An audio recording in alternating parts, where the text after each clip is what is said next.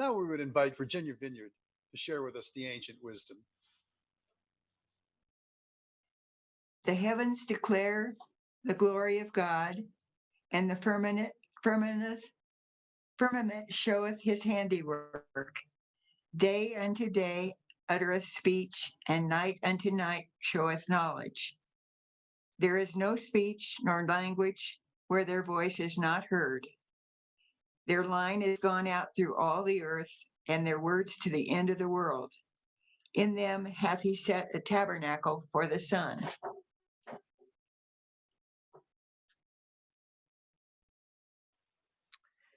Thank you so much, Virginia. Good morning, Cameron. I am Reverend Dr. Valerie L. Jackson, and I have the privilege of being the lead pastor of this wonderful community that has been worshiping on Zoom for an entire year. This time last year, we were enjoying a sermon presented to us by Reverend Dr. Dan Strizik. And unbeknownst to us at that time, it was the last worship in person. However, we give thanks for the gift of Zoom and the gift of being able to see each other collectively at least once a week. This morning, if you will join with me for just a few minutes on the topic of the soul seeks daily miracles. The soul seeks daily miracles. Our theme for this year's Lenten season is the soul seeks in wonder. On the first Sunday in Lent, Pastor Denise preached about the soul of Lent, and she shared many jewels in that sermon, two of which that the soul is designed to celebrate, the soul is designed to lament. And I just loved it when she said that lamenting can even include cussing. I loved that because every now and then, the way life happens, nothing can speak to it like a good old-fashioned cuss. On the second Sunday, I came and I preached from the subject of our theme, the soul seeks in wonder, and how it is inspired by the movie Soul. It was my hope to highlight the central message of the movie and how it inspired our focus for this very sacred time in our lives. As a reminder, in this movie, Joe Gardner, a Black man and a middle school teacher, had a deep love and passion for jazz music. He was a great teacher. He loved his students and he helped them find their spark in life. However, for Joe, being a middle school teacher was a constellation prize. In his mind, his spark or his true north was getting on the big stage as a jazz musician. And finally, one day, Joe got his big break. But on that very same day, he had an accident and died. In Joe's afterlife, his soul left his body, going to whatever dimension our souls go to after death. Tradition would probably call these places heaven and hell, but whatever they are called, these places denied Joe's entrance, and instead he was sent to a place called the U Seminar, a place where souls learn about their passions or their spark before being transported to earth as a newborn child. The premise of this movie is that in his physical or earthly lifetime, Joe did not find what the soul seeks. The soul seeks purpose. The soul seeks meaning. The soul seeks meaning of creation, the meaning of life and love, the meaning of life and death. The soul seeks daily miracles. The reasons there was so much hype around this movie are: one, it was an animated film starring Black characters, and two, it not only compelled conversation about what makes life worth living, it also compelled dialogue about what makes life worth dying for. So today, inspired by our theme and today's ancient wisdom, I offer the suggestion that one of the things the soul seeks and needs are daily miracles. Listen once again to Psalm 91 that was read so beautifully by Virginia this morning. The heavens keep telling the wonders of God, and the skies declare what God has done. Each day informs the following day, each night announces to the next. They don't speak a word, and there is never the sound of a voice, yet their message reaches all the earth, and it travels around the world. This is the Common English version of Psalm 91. And it says to me, every 24 hours, we are given new miracles. The songwriter Thomas Chisholm, in the traditional hymn, Great is Thy Faithfulness, describes them as new mercies, as we will sing later in the worship. In addition to new miracles every 24 hours, we are given 1,440 opportunities to witness these miracles, hear miracles, touch miracles, smell miracles. 1,440 daily opportunities to seize and engage miracles, to embrace and experience miracles.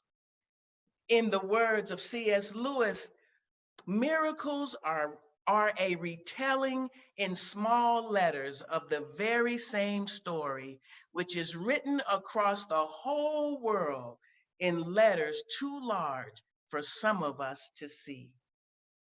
1,440 opportunities a day. A day. So how did Joe Gardner miss what the soul seeks daily in his lifetime? How did he miss what is gifted to the soul daily, all day? Cameron, do we miss the gifts of daily miracles? If so, how is this possible? Are you consciously aware of the force that wakes you each morning? I promise you it's not the alarm clock. Are you consciously aware of the force that sustains your life as you sleep?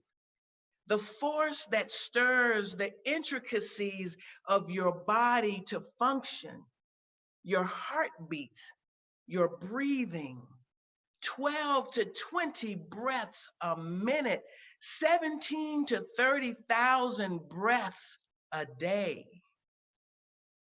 Do we ever pause to express gratitude for the multitude of other body parts? Over 650 skeletal muscles, possibly billions of smooth muscle cells. Or do we only notice them when they aren't functioning? Cameron, do you even bother to look up and greet the sun, the moon, the stars each day? Or do we just rush around using the lights and energy that they provide for work, driving and sleeping? Are we ever intentionally present to feel, hold, and receive the many personalities of nature? The rain, the snow, the fall, spring, winter, and summer, thunderstorms.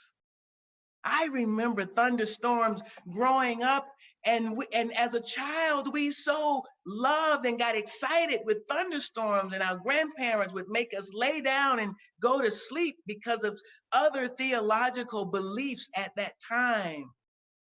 Do we notice the many personalities of nature? Because children do. Oh, there is so much we can learn from children, so much that we lose in our adulting. In the words of St. Augustine, miracles are not contrary to nature, but only contrary to what we know about nature. When is the last time you were really present with the sound of birds chirping, dogs dancing, cats purring, you laughing? When is the last time you were quiet enough to hear the voice and the wisdom of silence? The wisdom of your sighs, your tears, your smiles. The list could go on and on and on when I think about daily miracles, but I think you get the point, right? What additional daily miracles, Cameron, have I not named? If you will, please share some in the chat. Why don't we see, taste, or feel the multitude of daily miracles every day? What has desensitized us? What is it that lulls us into taking such magnificent occurrences and making them ordinary, average even, not even worth noticing on a daily basis? What has stolen our wondrous curiosity? Is it an accumulation of heartbreaks and sorrows? Is it the 24-hour cycle of bad news? I heard Mary Strizick this week pondering this question: the dangers and the woes of 24 hours of bad news and criticisms. Is it our plates overflowing with too many responsibilities? Is it our worries about our families or our worries about not having families? Is it our concerns about not being good enough or having to prove ourselves to the world? Or is it our colonized indoctrinations? I'm thinking Pastor Denise can tell us more about this one as she takes a weekly course on decolonizing the church.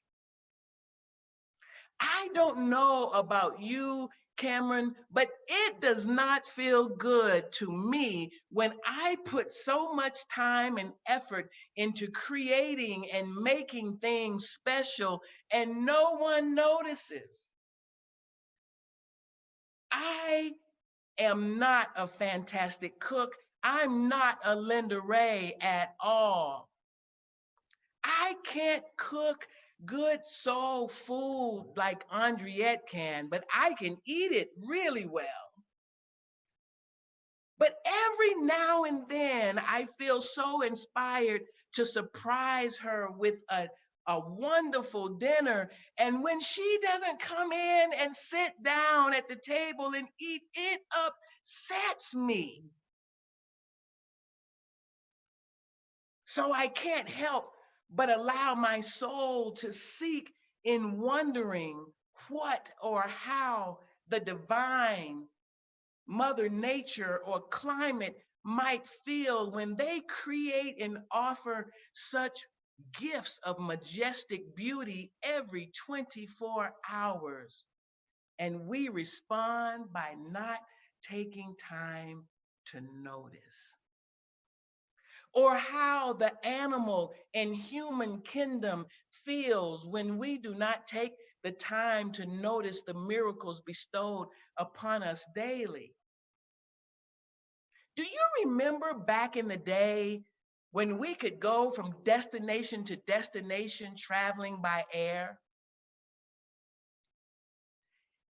Traveling by air is a miracle in and of itself, of course, but it's a miracle also because it gets hundreds of people in the same place at the same time, going in the same direction. Do you know how much of a miracle that is?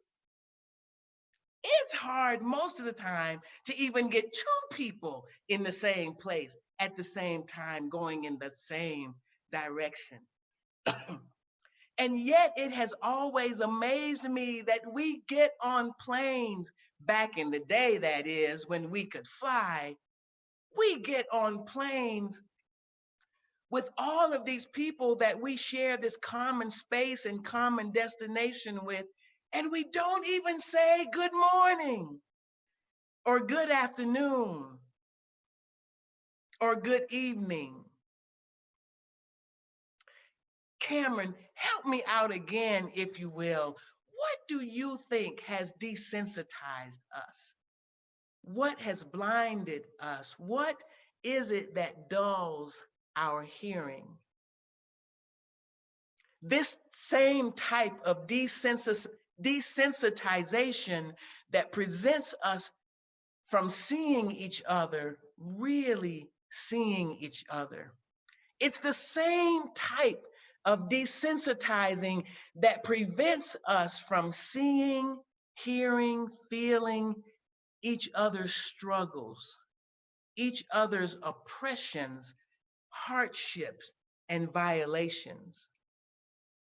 Because when you really think about it, how could we ever not notice that every single year an estimated 3.3 million children witness violence against their mothers or the women guardians in their lives? How is it that we would not notice that Native American girls and women disappear daily, some never to be found or even seriously looked for? How could we not notice that women have been enduring gender and sexual oppressions since the beginning of human creation, and that men like Andrew Cuomo, Bill Cosby, Harvey Weinstein have been getting away with this kind of behavior for centuries? And if you don't believe me, just look at the Bible. There is story after story about women being abused and misused. And many preachers and pastors never even talk about it. They never preach from those particular biblical texts. The texts of terror, as one scholar calls them. How could we not notice the plights of women of color, that she or they are the most oppressed persons on the human totem pole? Cameron, in this Lenten season, as our souls seek in wonder all that makes life worth living and all that makes life worth dying for, what can we do to wake up our senses, to not only look, but to see again, to not only listen, but to hear again, to not only touch, but to feel again?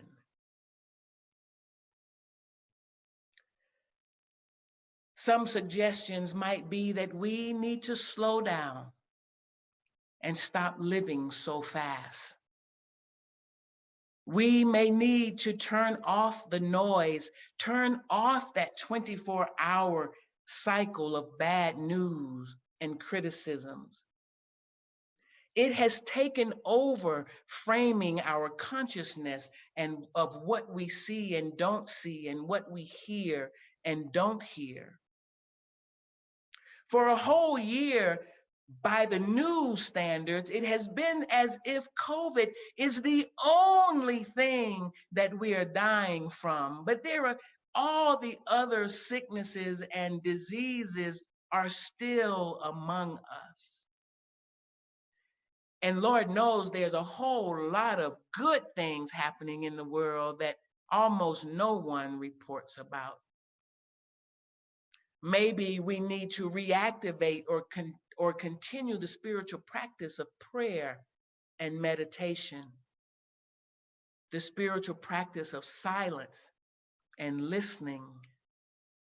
I know that we could all learn a whole lot from Mary Jane and Marion Straight on these two matters. We must practice the art of authentic connection and conversation that include our truths and vulnerability. Connection and conversation with persons beyond who our colonized minds are drawn to.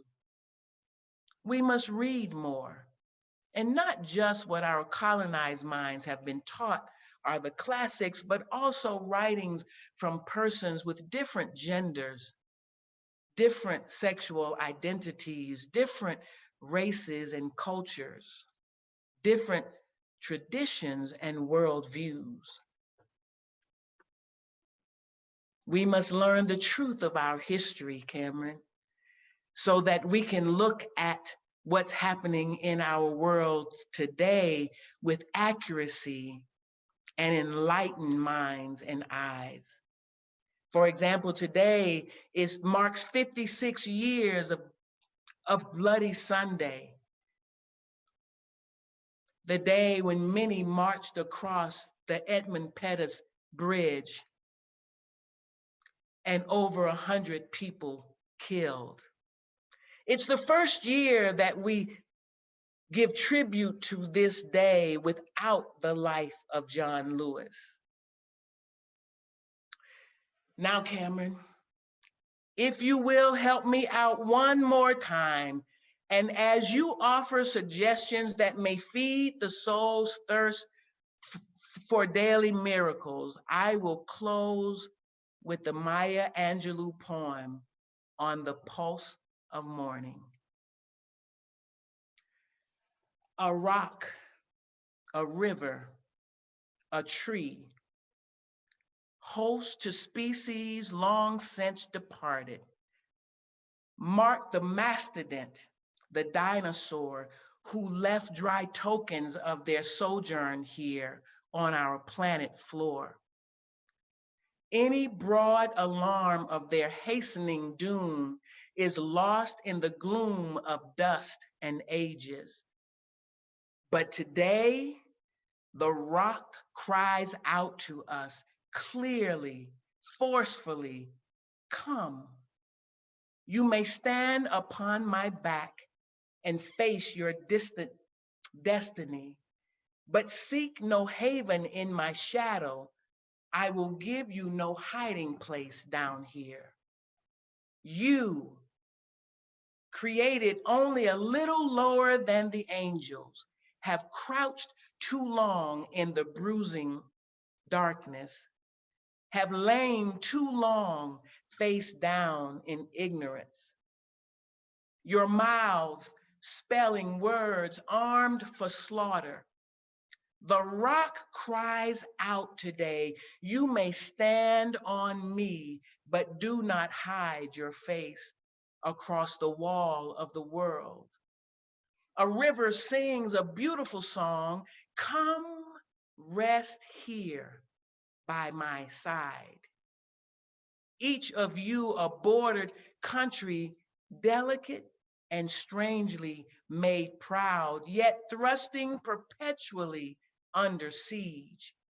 Your armed struggles for profit have left collars of waste upon my shore, currents of debris upon my breast. Yet today I call you to my riverside.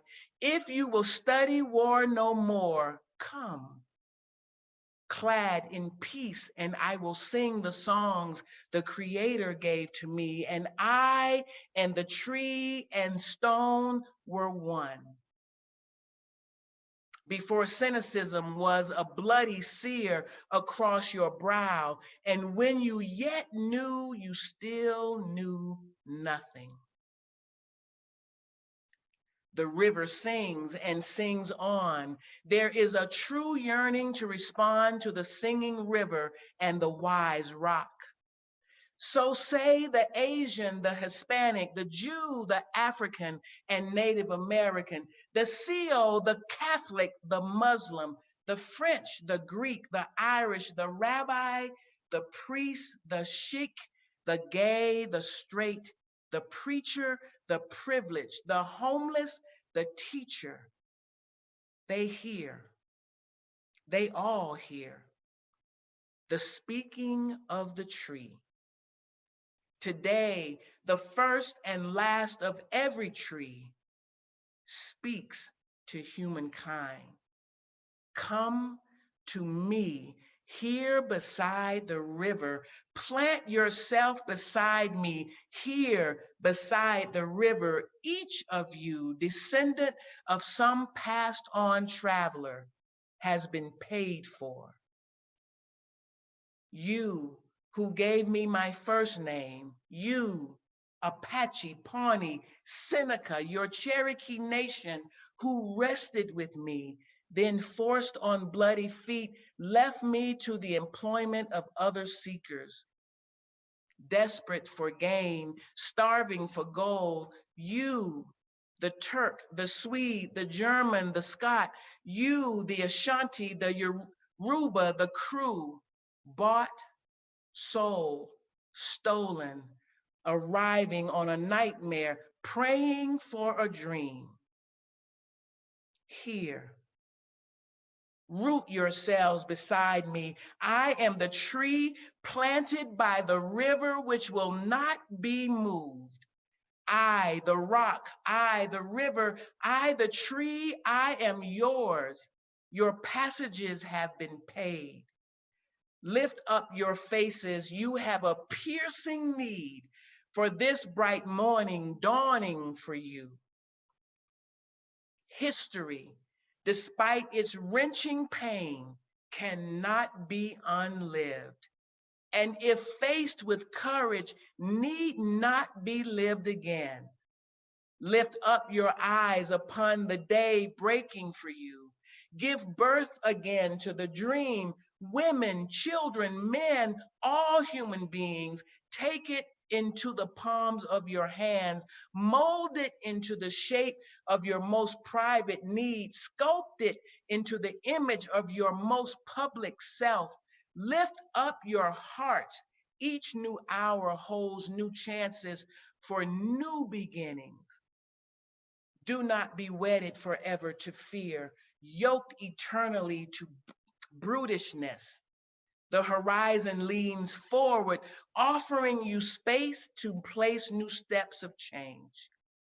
Here, on the pulse of this fine day, you may have the courage to look up and out upon me, the rock, the river, the tree, your country, no less to Midas than the mendicant, no less to you now than the mastodon then.